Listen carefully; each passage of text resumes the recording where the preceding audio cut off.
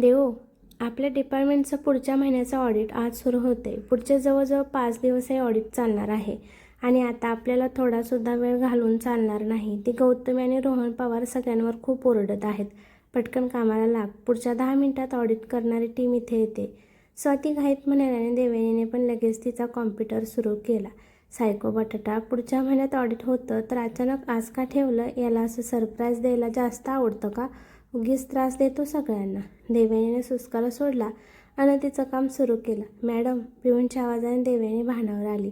ती तिच्या कामात थोडी जास्तच बिझी झालेली. अगदी आसपासचं भान पण तिला राहिलं नव्हतं. त्यामुळे पिऊनने हाक मारताच ती थोडं दचकली. हां बोला. तिने पिऊनकडे पाहिलं. गौतमी मॅडमने बोलवलं आहे लगेच. पिऊन बोलला आणि निघून गेला. आता या बाईला आणखीन काय करायचं आहे? पिच्छा सोडत नाही. म्हटलं आज ऑडिट आहे तर किमान ही दुसरीकडे बिझी असेल, पण नाही, इथं पण मला बोलवत आहे. देवयानीने सुस्कारा सोडत स्वतःचा डेस्क सोडला आणि गौतमीच्या केबिनकडे गेली. मॅडम, मी आत येऊ का? देवयानीने दरवाजामधून विचारलं. हो, लवकर आत या, गौतमी घाईत म्हणाली. देवयानी आत गेली तसं गौतमीने तिच्याकडे एका फाईलचा गट्टा दिला. आताच हे अपडेट करा, गौतमी मोठ्याने म्हणाली. ठीक आहे. देवयानीने तो गठ्ठा घेतला आणि पुन्हा त्याच्या डेस्कवर येऊन तो अपडेट करू लागले. तेवढ्यात आता ती ज्या सेक्शनमध्ये बसली होती त्या सेक्शनमध्ये अचानक पूर्ण शांतता पसरली आणि एक एक करून लोक उठून समोरून येणाऱ्या लोकांना अभिवादन करू लागले. देवयानीने मान वर करून पाहिलं तर समोरून काही 5 ते 6 सूट बूटवाले लोक येत होते. बहुधा उच्च पदावरचे असावेत असे वाटत होते, कारण त्यांच्या चालण्यात बोलण्यात एक प्रकारची स्टाईलच होती. ते लोक सगळ्यांना बघत बघत येत होते. देवयानी त्यांनाच बघत होती. आपलं काम करा, या लोकांना नंतर बघा. रोहन पवारचा रागीट आवाज कानावर आला तसं तिने लगेच खाली पाहिलं आणि काम करू लागली. पण तिरक्या नजरेने तिला रोहन पवार आणि गौतमी त्या लोकांसोबत बोलताना आणि रोहन पवारच्या केबिनमध्ये जाताना दिसत होते. हा टकल्या मला जाम घाबरत असतो. देवयानीने मनातील सुटकेचा निश्वास सोडत केबिनकडे पाहिलं. हे देवो, स्वातीने हळूच तिच्या डेस्कवरून हाक मारली. बोल लवकर. तो टकल्या माझ्यावर डोक धरून बसल्यासारखं वाटतो. कायम मलाच गप्प बसायला सांगतो. देवयानी नाराज होत म्हणाली. काय वाटतं? ऑडिट व्यवस्थित होईल ना? स्वातीने विचारलं. ते मला कसं माहीत असेल? देवयानीने भुवया उंचवत उत्तर दिलं. बरं, ते जाऊ दे. ऑडिट चांगलं झालं तर शेवटच्या दिवशी आपल्या या शाखेला बॉस सोबत डिनर आहे. स्वाती डोळे मिचकावत म्हणाली. अरे वा, खरंच मस्त. ऑडिट कधी संपणार? देवयानी, तू काय इतकी उत्साही होत आहेस? तू तर रोज डिनर करत असशील की? स्वाती डोळे मिचकावत म्हणाली. नाही ना, त्यांना वेळ कुठे असतो माझ्यासोबत डिनरसाठी? देवयानी तोंड बारीक करत म्हणाली. मोठे लोक, वेळ कमी, देवाचे आभार. रणजित जास्त मोठ्या पोस्टवर नाही. माझ्यासाठी त्याला वेळच वेळ असेल. स्वाती थोडं लाजत म्हणाल्याने देवयानीने मनातच डोक्यावर हात मारून घेतला. आता हिला कोणी सांगावं की तो इतर इतका बिझी असणार की रात्री पण घरी नाही येणार? विचार करूनच देवयानीला थोडं हसू आलं. प्रपोज मारलं का गं त्याने? देवयानीने थोडं चिडवत विचारलं. नाही ना अजून. त्याची आई आजारी होती ना, त्यातच बिचारा बिझी होता. त्याची आई ठीक झाल्यावर आता मीच प्रपोज मारायचं म्हणते. स्वाती लाजत. Very good. देवयानी पण गालात हसत म्हणाली. बरं, ते जाऊ दे. आपण कुठे पोहोचलो? मला वाटतं आठवडा तरी लागेल फक्त या ऑफिसचं ऑडिट करायला. बाकीच्या ऑफिसमध्ये आधीच झालेलं आहे. स्वाती विषय बदलत म्हणाली. अच्छा, म्हणजे पार्टीसाठी आठवडा थांबावं लागेल तर? देवयानी म्हणाली. आणि इथं पार्टी फक्त या शाखेची होईल, स्वाती म्हणाली. तू कपडे काय घालणार त्या दिवशी? देवयानीने आता उत्साहाने विचारलं. ती पण कार्तिक पाटील सोबतच्या डिनरसाठी उत्सुक झालेली. सगळे वन पीस घालून येणार आहेत. आपण पण तेच घालूया, मज्जा येईल, स्वाती म्हणाली. तेवढ्यात त्यांना शेजारच्या डेस्कवरून कुजबूज ऐकू आली. त्या दोघींनी लगेच तिकडे पाहिलं. एक पिऊन तिथल्या काही लोकांना गौतमी आणि रोहन पवार सोबत आलेले लोक काय बोलत होते ते सांगत होता. त्याच्या बोलण्यावरून तरी असं वाटत होतं की सध्या गौतमी आणि रोहन पवार जबरदस्त टेन्शनमध्ये होते. त्या दिवशी त्यांच्या डिपार्टमेंटमध्ये सगळ्यांना उशीर झालेला. देवयानी तिचं काम आवरून बसली होती, पण कोणालाच जाण्याची परवानगी नव्हती. तिने घड्याळ पाहिलं. रात्रीचे 9 वाजत आलेले. अजून अर्धा तास तरी तिला तेथून जाता येणार नव्हतं. तिने लगेच फोन काढला आणि कार्तिक पाटीलला कधी निघणार म्हणून मेसेज केला, पण त्याचा काहीच रिप्लाय आला नाही. ती मग एकटीच घरी निघून आली. फ्रेश झाल्यावर तिने रोहिणीला फोन केला. काही दिवसातच तिला बाळ होणार होतं. देवयानी त्यासाठी खूप जास्त उत्साही होती, पण रोहिणी आणि बाळाबद्दल विचार केला की तिला पण आपल्या बाळाची तीव्र इच्छा होत होती. पण कार्तिक अजून तयार नाही म्हणून ती गप्प बसलेली. पुढचे 5 दिवस ऑडिट झालं. सगळं व्यवस्थित झालं, त्यामुळे त्यांचं डिपार्टमेंट खुश होतं. आज रात्री कार्तिकसोबत ऑडिट करणारी टीम आणि बाकी स्टाफला डिनर होता. सगळे हॉटेलमध्ये जमले होते. बरेच जण ड्रिंक घेत होते, काही शीतपेय घेत होते. देवयानी आणि स्वाती पण तिथेच गप्पा मारण्यात बिझी होत्या. तेवढ्या तिथं ऑडिट टीम आणि कार्तिक आले. तसं सगळे त्यांच्या भोवती जमा झाले. जो तो हस्तांदोलन करू लागला. लोकांच्या गर्दीमुळे देवयानीला कार्तिक पाटील दिसत नव्हता, पण आता तो इथे आला हे तिला कळलं होतं आणि म्हणून ती थोडं घाबरली होती. पण ती हातातलं शीतपेय सांभाळत लगेच स्वातीच्या मागे लपली. का गं, काय झालं? स्वातीने हळूच विचारलं. अगं, मी हा ऑफ शोल्डर वन पीस घातला आहे. कार्तिकला माहिती नाही. देवयानी सुस्कारा सोडत म्हणाली. का? तू सांगितलं नाही का? आणि तुम्ही एकमेकांशी बोलत नाही का? स्वातीने थोडं गोंधळून विचारलं. अगं, मागचे 4 दिवस ते घरी कुठे आलेत, म्हणजे मी झोपले की येतात आणि उठायच्या अगोदर निघून जातात. सो काही बोलणं नाही झालं. देवयानी नाराज होत म्हणाली. मग तर हाच गुड चान्स आहे तुझ्यासाठी, स्वाती म्हणाली आणि देवयानीने गोंधळून तिच्याकडे पाहिलं. अगं, ते लक्ष नाहीत ना देत. मग आज त्यांना थोडं जळव. स्वाती डोळा मारत म्हणाली. काही पण काय बोलते? देवयानी नकारार्थी मान हलवत म्हणाली. अगं, खरंच थोडंसं जळव गं, म्हणजे त्यांना तुझी किंमत कळेल. फक्त गंमत कर. स्वाती डोळे मिचकावत म्हणाली. देवयानी विचारात पडली. कसं जळवू? शेवटी तिने विचारलंच. आज जेवायला जो कोणी अविवाहित असेल त्याच्याजवळ जाऊन बस आणि हसून हसून त्याच्याशी बोल, स्वाती भुवया उडवत म्हणाली. देवयानीने इकडे तिकडे पाहिलं. ती तिथल्या फारशा पुरुष स्टाफला ओळखत नव्हती. तेवढ्यात तिची नजर रमेशवर पडली. तो एका जागी उभा राहून सगळीकडे नजर फिरवत होता. त्या रमेशजवळ जाऊन बसू काय? देवयानीने विचारलं. तो PA आहे, तो बॉससोबत बसेल. स्वाती म्हणाली. नाही बसला तर मी जाऊन बसते, देवयानी हसत म्हणाली. आणि त्याचवेळी तिला जाणवलं की तिच्याकडे कोणीतरी एकटक बघत आहे. तिने पटकन त्या दिशेला पाहिलं तर तिथं कार्तिक पाटील काही लोकांसोबत बोलत उभा होता. पण त्याची नजर मात्र तिच्यावर होती आणि त्या नजरेत थोडा राग दिसत होता. तिने पटकन घाबरून मान खाली घातली आणि पुन्हा स्वातीच्या आडोशाला उभी राहिली. शेट रे बाबा, हा सनकी बटाटा जेव्हा जेव्हा असं माझ्याकडे बघतो ना, काळीच बंद पडतं ना. देवयानीने हळूच वाकून त्याच्या दिशेने पाहिलं. तो आता लोकांशी बोलण्यात बिझी होता. देवयानी आता एकटक त्याच्याकडे बघू लागली. आज कितीतरी दिवसानंतर ती त्याला असं एकटक बघत होती. त्याने आज निळा शर्ट आणि काळा ब्लेझर घातलेला, जो त्याच्यावर परफेक्ट बॉडीला व्यवस्थित फिट बसला होता.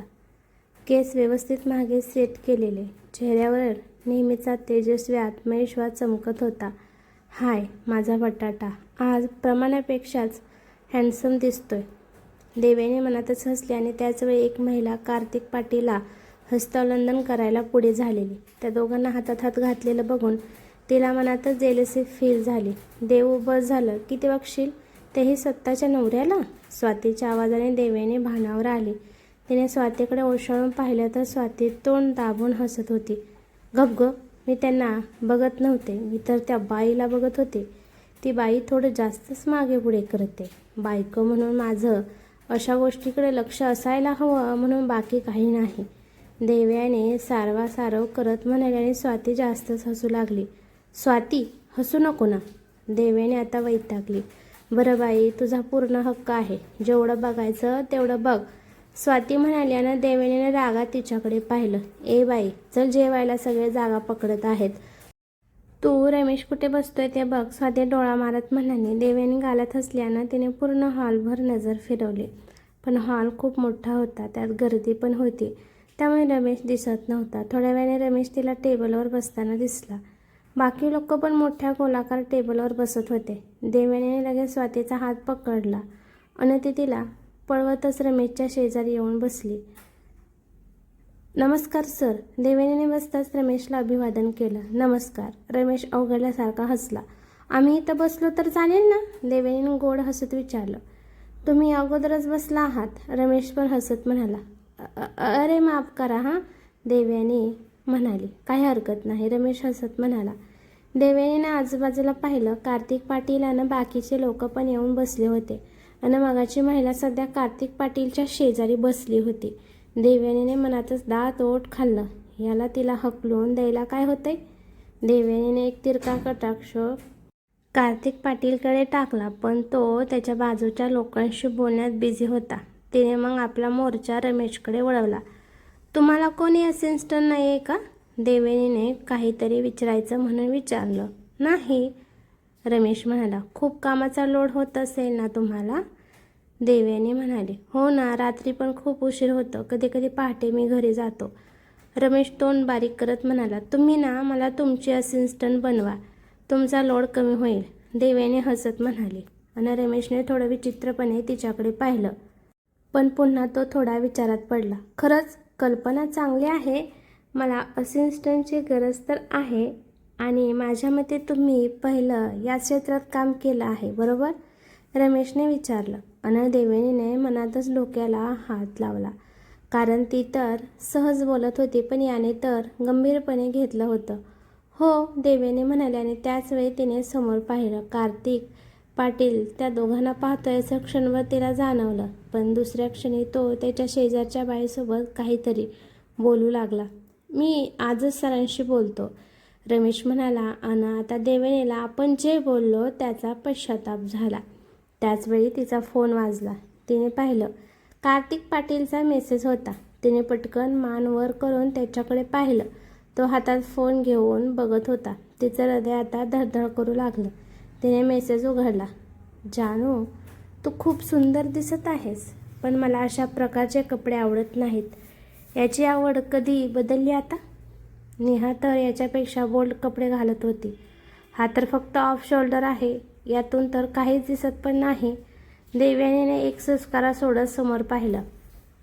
कार्तिक पाटील पुन्हा त्याच्या शेजारच्या महिलेसोबत बोलत होता. हा बटाटा तिच्यासोबत बोलतोय ते मला नाही आवडत. तरीही मी काही बोलते का? नाही ना? पण मी हा ड्रेस घातलेला त्याला आवडला नाही, मग लगेच मेसेज करून सांगतोय. देवयानी नाराज होऊन बसले. तेवढ्यात पुन्हा तिचा फोन वाजला. तिने मेसेज पाहिला. प्रिय, तुला आवडेल ते कपडे घालणे हा तुझा निर्णय आहे. दुःखी होऊ नकोस. केवढा शातीर आहे हा. अगोदर बोलतोय असे ड्रेस त्याला आवडत नाहीत आणि आता म्हणतोय तुझ्या आवडीचे तू काही घालू शकतेस. पण त्याला हे माहिती आहे की जर त्याला असं काही नाही आवडलं तर मी पुन्हा घालणार नाही. समोरच्याकडून आपल्या मनासारखं कसं करून घ्यावं ते कोणीतरी याच्याकडून शिका. देवयानी कार्तिक पाटीलकडे बघून विचार करत होती. तितक्यात देवयानी, तुमचं लग्न झालं आहे का? रमेशच्या प्रश्नाने तिने त्याच्याकडे पाहिलं आणि होकारार्थी मान हलवली. अरे, काय करतात मिस्टर? रमेश म्हणाले. सल्लागार आहेत. देवयानी कार्तिक पाटीलकडे तिरका कटाक्ष टाकत म्हणाली. काय? ते काय असतं? रमेशने गोंधळून विचारलं. ते ना, सल्लागार म्हणजे लोकांना कुठल्या गोष्टीत फायदा होईल त्यासाठी सल्ला देतात. थोडक्यात सल्लागार आहेत. देवयानी जबरदस्ती हसत म्हणाली. रमेश पुढे काही बोलणार तेवढ्यात माफ करा रमेश सर, सरांनी तुम्हाला तिथं बोलवलं आहे. काहीतरी महत्त्वाचं बोलायचं आहे. कार्तिक पाटीलच्या शेजारी बसलेली महिला रमेशला बोलत होती. देवयानीने कार्तिक पाटीलकडे पाहिलं. तो तिच्याकडेच बघत होता. म्हणजे त्यानेच तिला तिथं पाठवलं. कदाचित रमेश तिच्याशी हसून बोलतोय म्हणून का? ठीक आहे. रमेश गडबडीत उठला आणि कार्तिक पाटीलच्या शेजारी जाऊन बसला. आता ती बाई देवयानीजवळ येऊन बसली. देवू, तू इतका वेळ जळत राहिली, पण बघ माझ्या कल्पनेमुळेच तुझा प्रश्न चुटकीशीर सुटला. बॉस तुला रमेश सरांसोबत बघू शकले नाहीत या अर्थे तुझ्या बाबतीत जबरदस्त मालकी हक्क गाजवतात. किती गोड. स्वाती देवयानीला कोपर मारत हळ आवाजात म्हणाली. चुपचाप खा. त्यांना काहीतरी काम असेल म्हणून त्यांनी बोलवून घेतलं. देवयानी म्हणाली. पण मनात तिला माहिती होतं कार्तिक पाटीलने मुद्दाम रमेशला बोलवून घेतलं होतं. पण आता रमेशने त्याच्या असिस्टंटबद्दल विचारलं तर कार्तिक पाटील काय उत्तर देईल याचं तिला टेन्शन आलेलं. मोठं असं काहीच मिळालं नाही. आम्ही सगळं व्यवस्थित तपासलं, पण समोरचा माणूस बोलत होता. ठीक आहे, त्या फाईलबद्दल काय? मी तुम्हाला आधी सांगितलं होतं, कार्तिक पाटीलने विचारलं. आताच ते लोक पार्टीतून बाहेर आलेले. ऑडिट टीम एका खास जागेत त्यांच्यासमोर बसून बोलत होती. सर, त्याचे तपशील आम्हीच तपासले. त्याच बिलिंगनंतर झालं असं त्यातून कळतंय. तो माणूस ठीक आहे, जे काही मिळालं ते रमेशकडे द्या आणि आता पुण्याला जा. कार्तिक पाटील त्याचं ड्रिंक संपवत म्हणाले. ठीक आहे सर. तो माणूस म्हणाला आणि त्या लोकांनी बनवलेले रिपोर्ट्स त्यांनी रमेशकडे दिले. ठीक आहे सर. त्या माणसांनी कार्तिक पाटीलचा निरोप घेतला आणि निघून गेले. रमेश चष्मा सावरत तिथेच उभा होता. कार्तिक पाटील एक सुस्कारा सोडला आणि उठून त्याचं जॅकेट झाडलं. सर, मला वाटतं अशी काही गडबड आपल्या ऑफिसमध्ये होत नसेल. दर महिन्याला आपलं ऑडिट तर होतंच. कोणाची हिंमत नाही होणार काही घोळ करायची, रमेश म्हणाला. रमेश, हे सोड. कार्तिक पाटील तेथून बाहेर पडत म्हणाला. रमेश पण त्याच्या मागोमाग पळत आला. सर, एक बोलायचं होतं. रमेश कार्तिक पाटीलच्या गाडीचा दरवाजा त्याच्यासाठी उघडत म्हणाला. लवकर बोल. कार्तिक पाटील गाडीत बसला. रमेशने दरवाजा बंद केला ना दुसऱ्या बाजूने तो कार्तिक पाटीलच्या शेजारी येऊन बसला. सर, खरं तर मी विचार करत होतो माझ्यासाठी एक असिस्टंट ठेवायची, म्हणजे कामाचा लोड खूप आहे म्हणून, रमेश घाबरत म्हणाला. ठीक आहे, कार्तिक पाटील म्हणाले. धन्यवाद सर, रमेश खुश होत म्हणाला आणि दरवाजा उघडू लागला. तेवढ्यात रमेश, कार्तिकने पुन्हा हाक मारली. हो सर. रमेश दरवाजा सोडून लगेच कार्तिककडे वळला. मला वाटतं तुझं लग्न झालं आहे, बरोबर? कार्तिकने विचारलं. हो सर, रमेशने उत्तर दिला. म्हणून इतर महिलांपासून सुरक्षित अंतर ठेवणं तुझ्यासाठी चांगलं आहे, समजलं? कार्तिक पाटील म्हणाला. पण त्याच्या आवाजातली जरब आणि नजरेतील आग बघूनच रमेश गडबडीत झाला. तो नेमकं कशाबद्दल बोलतोय ते तर त्याला कळलं नाही, पण तरीही त्याने गडबडून जोरात होकारार्थी मान हलवले आणि गाडीतून बाहेर पडला. तो जाताच कार्तिक पाटीलने ड्रायव्हरला इशारा केला तसं गाडी स्टार्ट केली. आता कार्तिक पाटील विचारात हरवला. त्याच्या कंपनीत नक्कीच काहीतरी घोळ होतोय आणि याची शंका तर त्याला पहिलीच आली होती. पण देवयानीकडून फाईल हरवलेली आणि तिने रोहन पवारला जाऊन काहीतरी चुकीची माहिती भरली गेल्याचं सांगितलेलं हे त्याला कळलं. तेव्हा त्याची शंका खात्रीत बदलली होती. त्यासाठी तर त्याने ऑडिट ठेवलं होतं, पण म्हणावं तितकं यश ऑडिट करणाऱ्या लोकांना मिळालं नव्हतं. यात जे कोणी आहे ते पोचलेले खेळाडू आहेत हे तर एव्हाना त्याला कळलं होतं. कदाचित व्यवसायातील कोणीतरी दुश्मन पण असण्याची शक्यता होती, पण तो कोण आहे हे कळायला ऑफिसमधली कोण यात सामील आहे हे कळणं गरजेचं होतं. म्हणून त्याने गौतमी आणि रोहन पवारवर त्यांच्या माणसांना नजर ठेवायला सांगितलं होतं. पण या सगळ्या देवेने उगीच भरडली जाऊ नये म्हणून त्याला काळजी लागली होती. त्याने एक सुस्कारा सोडत खिडकीतून बाहेर पाहिलं. झगमगाट करणारं शहर अर्ध्याहून अधिक झोपेच्या अधीन झालेलं.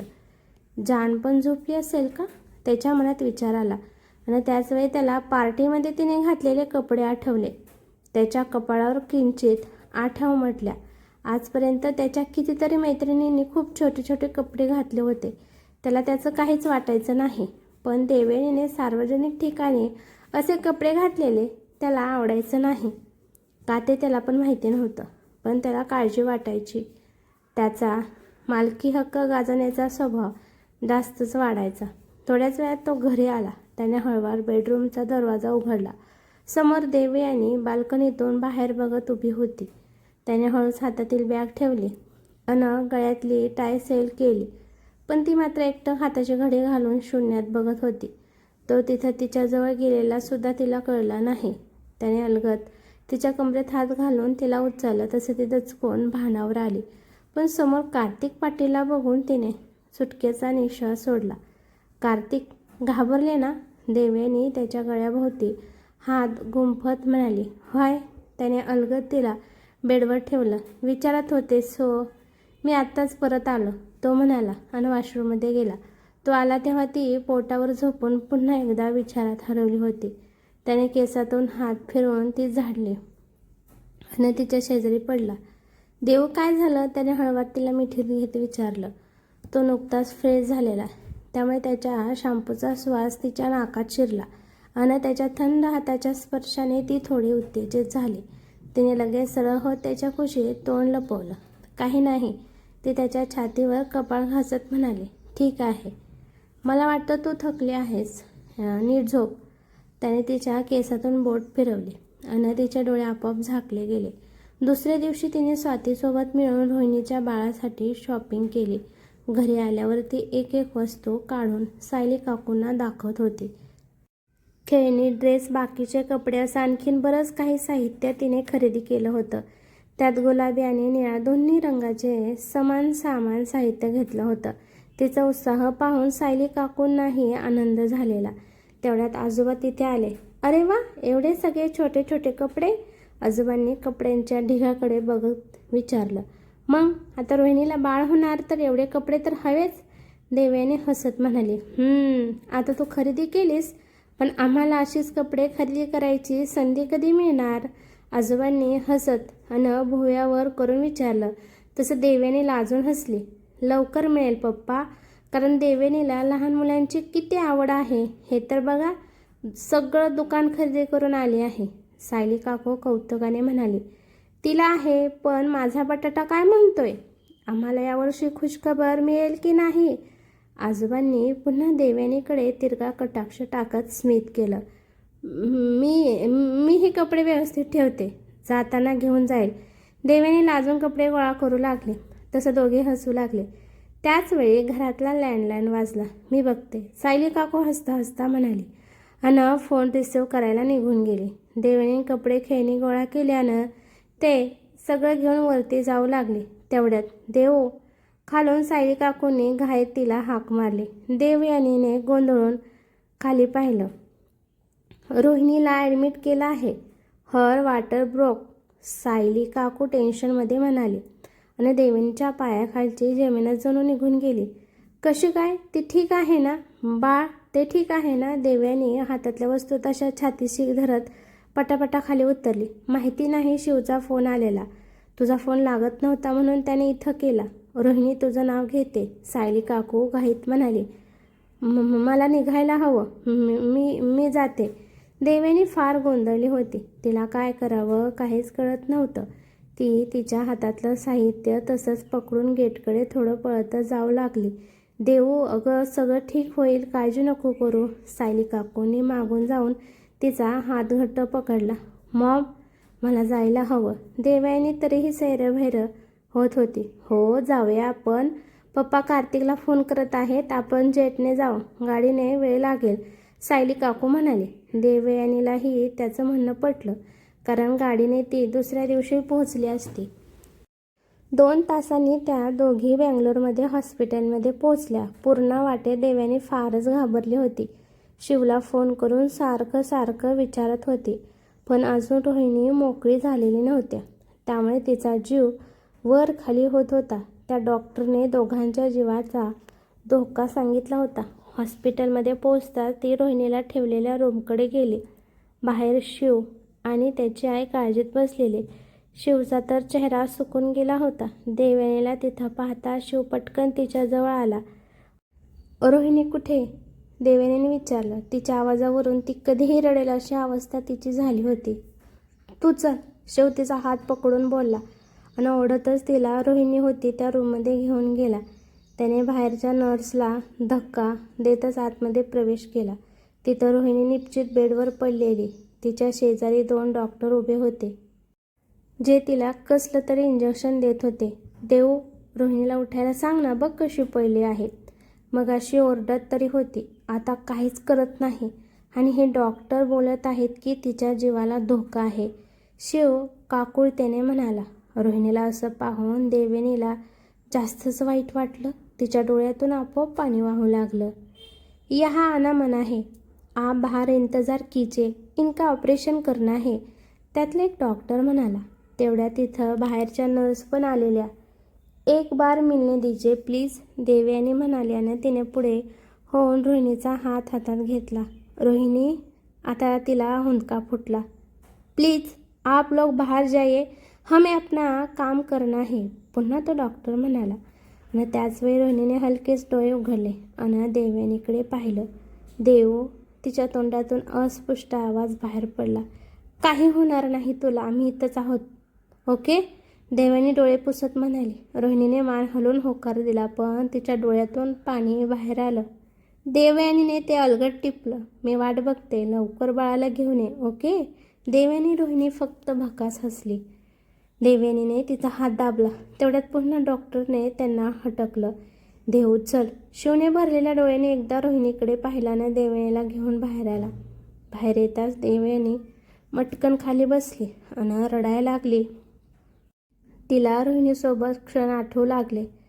ती मनातच देवाचा धावा करू लागली. शिव पण रडत होता. वारंवार रूममध्ये जाण्याचा प्रयत्न करत होता. देवयानी भरलेल्या डोळ्याने रूम बाहेर दिसणारा लाल दिवा बघत होती. काही वेळाने तो दिवा बंद झाला तसं सगळे उठून उभे राहिले. आता कानावर काय पडतं याची उत्सुकता, भीती मनात दाटून आलेली. देवयानी तर मनातच कितीतरी वेळा देवाचं नाव घेत होती. आणि आता रूमचा दरवाजा उघडून डॉक्टर बाहेर आले. शिव लगेच डॉक्टरकडे धावला. अभिनंदन, मुलगी झाली आहे.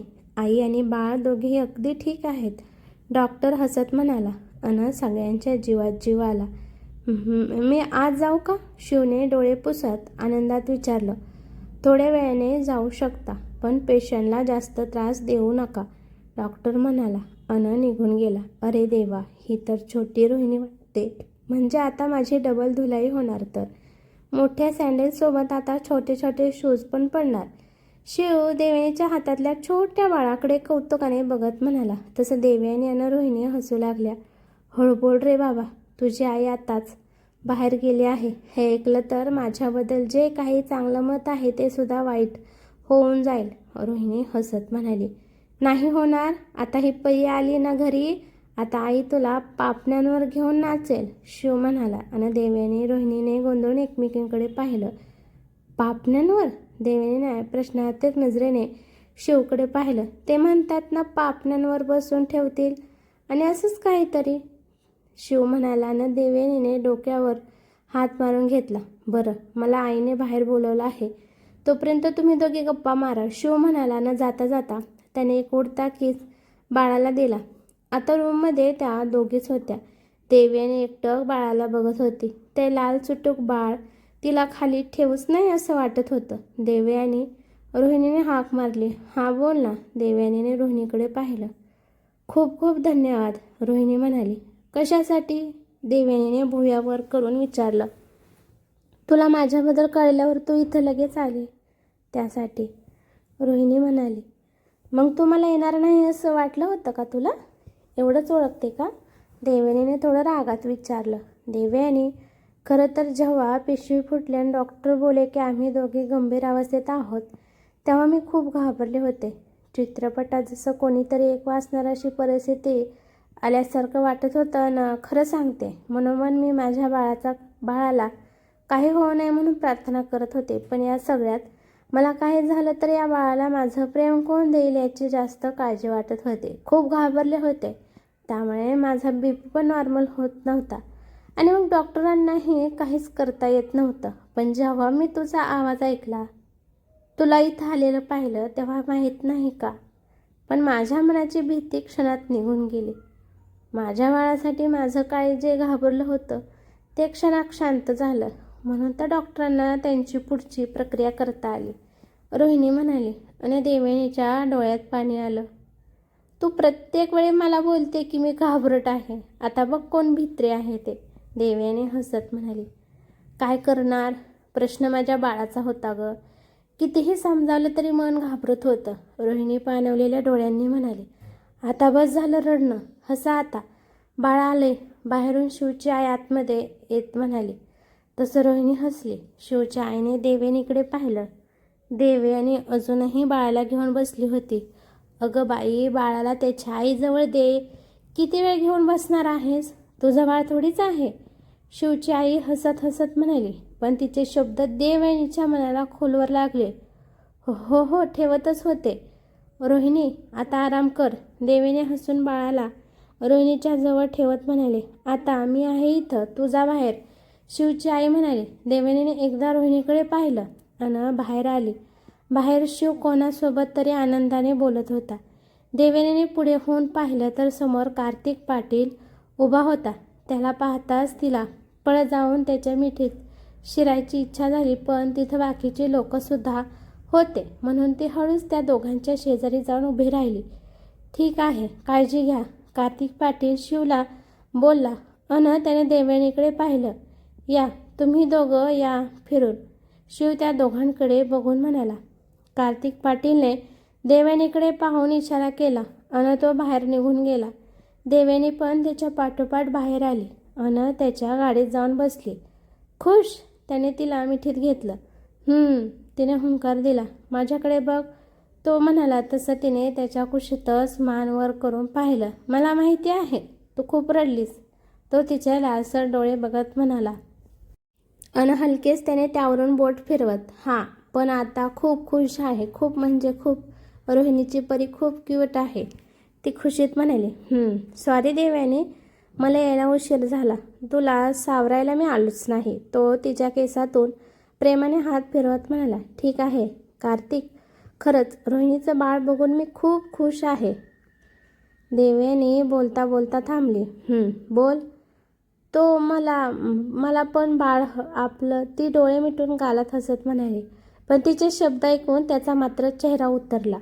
देवयानी, आपण नंतर बोलू, पहिलं तू काहीतरी खाऊन घे. तो तिला दूर करत गाडी सुरू करू लागला. कार्तिक, मला बाळ हवे, तुम्ही प्रत्येक वेळी विषय का टाळता? देवयानीने नाराज होत विचारलं. कारण मला मुलं आवडत नाहीत, कार्तिक पाटील निर्विकारपणे म्हणाला. आणि देवयानीला मनातच राग आला. सनकी सायकोकडून आणखीन काय अपेक्षा करणार? तिने तिचा राग गिळला. ठीक आहे, तुम्हाला आवडत नाहीत, पण मला आवडतात. आणि तसंही मला त्याला पोटात सांभाळायचे आहे. मी त्याची पूर्ण जबाबदारी घेईन, प्रॉमिस. देवयानीने याला हात लावून म्हणाली. देवयानी, सांगितलं ना मला मूल नको आहे, तुला समजत नाही का? कार्तिक आता थोडा चिडून स्पीड वाढवत म्हणाला. आता देवयानी पण चिडली, कारण इतर कोणत्याही गोष्टीला तो नाही बोलला तर तिने ऐकलं असतं, पण ही गोष्ट तिच्यासाठी जगातील सगळ्यात मोठी गोष्ट होती. मग मला बाळ हवं आहे तर मी कोणाकडून? देवयानी रागात म्हणाली. मिसेस पाटील, चला ना, फक्त तुझ्यासाठी मी माझ्या पूर्ण दिवसाच्या मीटिंग्स रद्द करून आलोय, म्हणून प्लीज माझ्यासोबत आनंदाने वेळ घालव. तो आता थोडा शांत होत म्हणाला. मी तर आनंदी तेव्हाच होईल जेव्हा तुम्ही मला बाळ द्याल, ती रडक्या आवाजात म्हणाले. त्याने कचकन ब्रेक दाबला तशी गाडी थांबली. सीट बेल्टमुळे त्या दोघांना काहीच फरक पडला नाही. देवयानी, रडणं थांबव, प्रत्येक गोष्टीसाठी रडायला तू लहान नाही आहेस, कार्तिक पाटील वैतागून म्हणाला. मी लहान नाही आहे, म्हणून मला लहान बाळ हवं आहे. देवयानी पुन्हा स्वतःच्या मुद्द्यावर आली. त्याने अस्वस्थ होत केसातून हात फिरवत मागे डोके टेकवलं. कार्तिक, काय प्रॉब्लेम आहे? एक बाळ तरी आपण सांभाळू शकतोस ना? म्हणजे एक गरीब कुटुंब सुद्धा 3-3 बाळं सांभाळतं. तुम्ही तर करोडपती आहात, देवयानी म्हणाली. अच्छा, मग मी किती मुलं सांभाळू? त्याने भुवया वर करून विचारलं. मला फक्त एकच द्या, बाकी काही नको, ती तोंड बारीक करून म्हणाली. तिच्या चेहऱ्यावरची ती व्याकुळता आणि बाळासाठी असलेली उत्सुकता पाहून क्षणभर तिला होकार द्यावासा वाटला, पण दुसऱ्या क्षणी नको तो विचार मनात डोकावला आणि त्याचा चेहरा वेदनादायक झाला. देवयानी, मला भूक लागली आहे, तो म्हणाला. तिने सुस्कारा सोडला आणि बाहेर पाहिलं. त्यांची गाडी एका रेस्टॉरंट समोर उभी होती. तिने दरवाजा उघडला आणि बाहेर पडली. दोघेही त्या रेस्टॉरंटमध्ये येऊन बसले. तुला काय हवं आहे? कार्तिकने देवयानीला विचारलं. तुम्ही ऑर्डर करा, मी तेच खाईन. तसंही माझी इच्छा तुमच्यासाठी कुठे महत्त्वाची आहे? सगळं तर तुमच्या मनाप्रमाणे होतंय, ती कोरडेपणाने म्हणाली. कार्तिकने सुस्कारा सोडला आणि दोघांसाठी ऑर्डर केली. जेवण होईपर्यंत देवयानी शांत होती, पण मनात मात्र तिने निर्धार केला होता, जोपर्यंत तो होकार देत नाही तोपर्यंत त्याच्याशी बोलायचं नाही. आणि इकडे कार्तिक काळजीत पडला होता. कदाचित आता तिला सत्य सांगण्याची वेळ जवळ आलेली, म्हणून तो दुःखी होता. तर मित्रांनो, देवयानीचं काय सत्य असेल असे तुम्हाला वाटते? कमेंट करून नक्की सांगा. धन्यवाद.